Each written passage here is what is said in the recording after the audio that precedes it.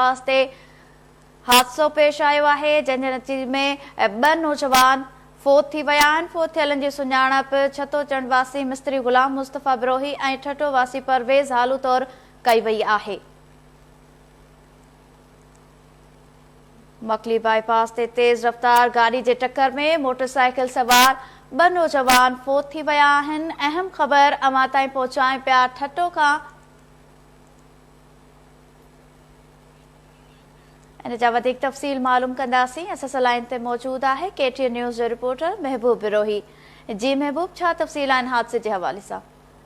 जी, छठे बाईपास ते अफ़सोसनाक हादसो पेश आयो आहे जंहिंमें तेज़ रफ़्तार नामालूम गाड़ी जे टक्कर में मोटरसाइकिल सवार ॿ जेके नौजवान आहिनि, जेके मिस्त्री जो कमु कंदड़ आहिनि, उहे फोत थी विया आहिनि ऐं तमामु ख़तरनाक हादसो थियो आहे जंहिंजे नतीजे में ॿिन्ही नौजवाननि खे चीवाटे गाॾी जेका नामालूम उहा गाॾी का आहे ड्राइवर फरार थी वियो आहे, जंहिंजे बारे में पतो न पइजी सघियो आहे त गाॾी कहिड़ी हुई। उनजी फोत थियलनि जी सुञाणप छतो चंड वासी मिस्त्री गुलाम मुस्तफ़ा बिरोही उर्फ गुलाम बिरोही तौर कई वई आहे। ॿिए नौजवान जी परवेज़ हालो तौर सुञाणप कई वई आहे। ॿिन्ही फोतियुनि जा लाश पुलिस ऐं हुनजा वारस जेको आहे इतला ते पहुची बाईपास वारे वाक़े वारे हंधि खां सिविल अस्पताल छठो पहुचायो आहे, जिते सिविल अस्पताल छठो में ज़रूरी कार्रवाई कई वञे, जंहिंखां पोइ लाश जेके आहिनि ॿिन्ही नौजवाननि जा संदन घर मुंतक़िल कया वेंदा। अफ़सोसनाक वाक़ियो पेश आयो आहे छठे जे बाईपास जेको आहे बाईपास ते हादसो पेश आयो जंहिंमें नामालूम गाॾी जे टक्कर में ॿ नौजवान गुलाम मुस्तफ़ा बिरोही ऐं परवेज़ हालो जेके मोटरसाइकिल ते सुवार हुआ, ॿिन्ही खे चीबाटे